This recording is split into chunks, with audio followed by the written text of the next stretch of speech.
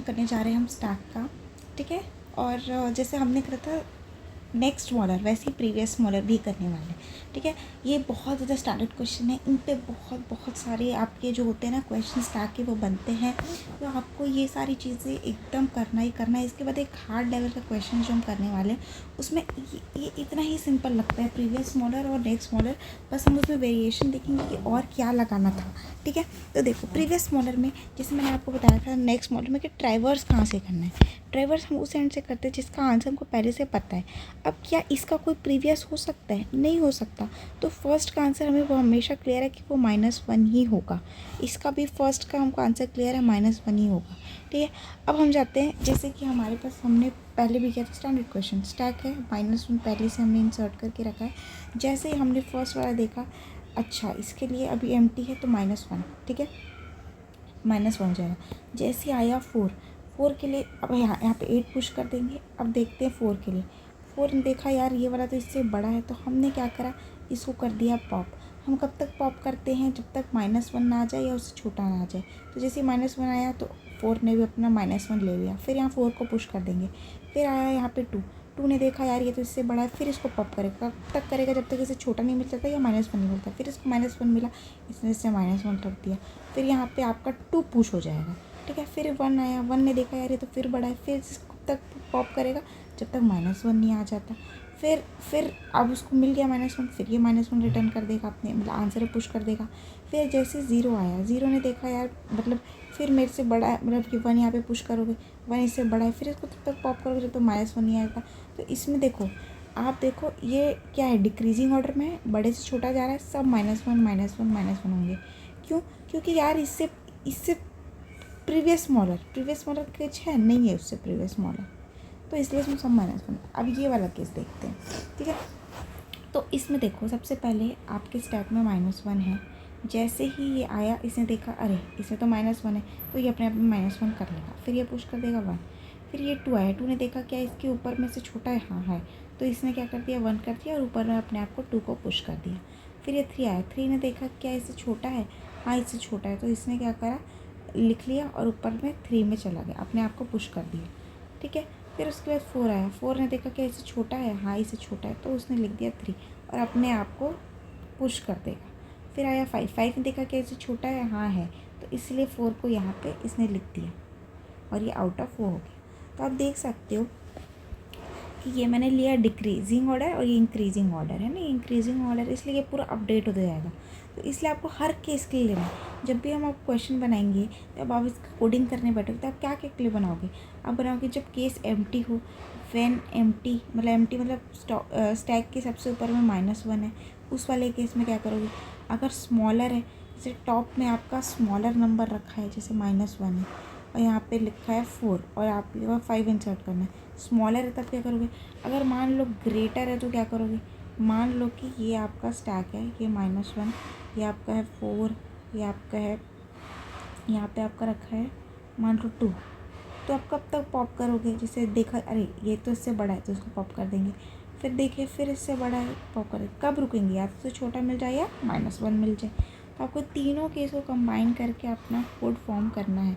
Exactly next model जैसा ही है, बस आपको इसमें पता होना चाहिए था कि आपको जाना किस साइड से, इस साइड से जाना है या इस साइड से आना है। तो सिंपल मैं आपको बता दी, जिस साइड का आंसर बिल्कुल आपको श्योर है कि अच्छा इसका तो यही होगा, उस साइड से आपको जाना है, ठीक है। तो आप देख लो, जैसे मैंने यहाँ पे बाय डिफ़ॉल्ट क्या पुश करके रखा है, स्टैक में आपका -1 पुश करके रखा है, ठीक है। और जब भी आंसर के लिए मैंने एक वेक्टर बना दिया है, उस यहाँ पे आप उसका साइज़ डिफ़ाइन कर देना। क्यों साइज़ डिफ़ाइन करना ज़रूरी है, क्योंकि जब आप इसको इसमें आंसर पुश करोगे, आंसर.i, पहले ऐसे क्या करोगे आंसर आई, और इसमें डायरेक्ट आई में अपडेट कर सकते हो आंसर, तभी कर सकते हो जब यहाँ पे n हो, ठीक है। अब कैसे ट्राइवर्स करना है मैंने आपको बताया था, ऐसे ट्राइवर्स करना है, इसलिए 0 से स्टार्ट हुआ है और एंड तक जाएगा। फिर मैंने आपको केसेस बताए कि कौन कौन से केस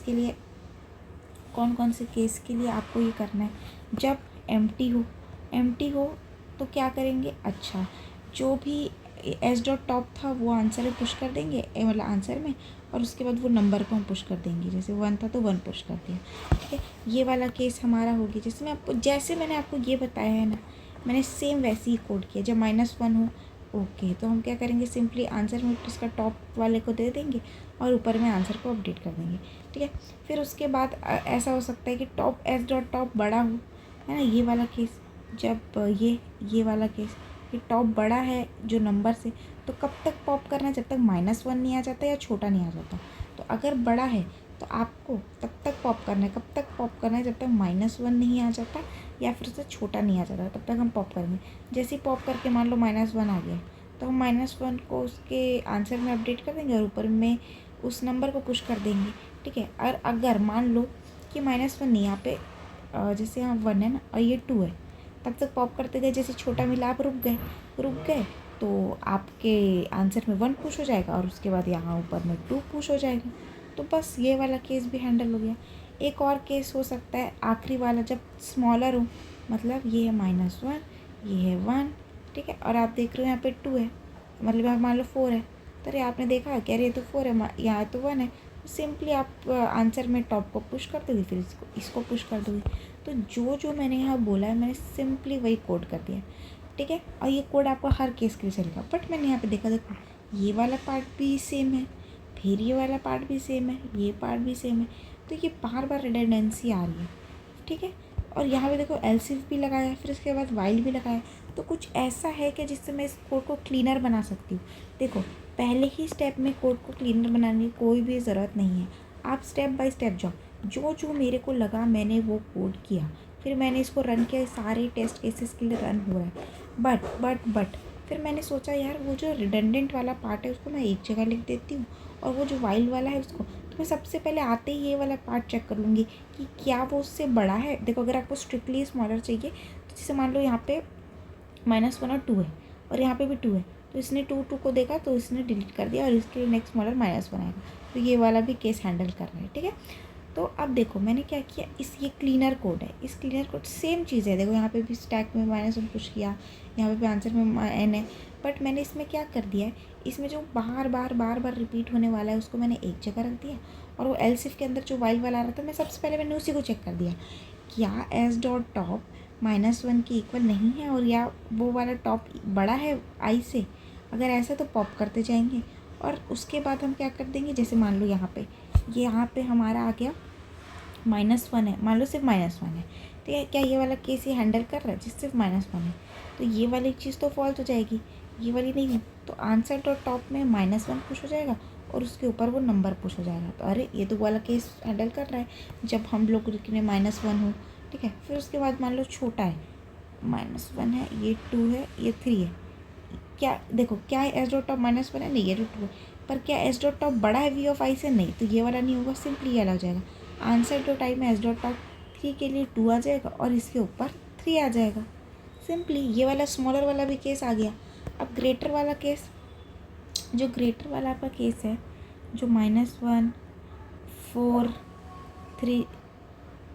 3 है ना, और 8 मान, तो ये आ गया आपका यहाँ पे 2। इसने देखा ये वाले को कि एस डॉट टॉप -1 के इक्वल नहीं है, ये तो ट्रू है, और क्या एस डॉट टॉप बड़ा है वी ऑफ आई से, हाँ, तो इसको पॉप करेंगे। कब तक करते जाना, जब तक ये या तो उससे छोटा नहीं आ जाता या फिर -1 नहीं आ जाता। क्या इससे छोटा है, नहीं, फिर इसको देखा, नहीं, फिर कब रुकना है, जब -1 आ गया। जैसे ही -1 आ गया, फिर यहाँ पे आंसर में क्या आ जाएगा, टॉप में क्या है, -1 है, और पुश कर देंगे हम ऊपर में 2। तो ये कोड भी सारे के सारे केसेस आपके कवर कर रहा है, ठीक है। बस इसको मैंने क्लीनर कोड में लिख दिया। बट आप, जैसे मैंने बार बार रिपीट किया कि पहले क्लियर नहीं लिखोगे, आप सबसे पहले आप अपना देखोगे कोड की क्या समझ में आ रहा है, सब चीज़ों को हैंडल कर रहा है, तो जहाँ जहाँ रिडंडेंसी दिखेगी फिर उसको आप क्लब कर देना, ठीक है। यहाँ पे मैं आपको नोट्स भी दे दूँगी, कुछ पॉइंटर हैं कि यहाँ पे आपको n को पास करना पड़ेगा अगर आप डायरेक्टली आंसर में स्टोर कराना चाहते हो आंसर को, ठीक है। ट्राइवर्स की सेंड से करना है जिसका आंसर आप ऑब्वियसली जानते हो कि यही आंसर होगा।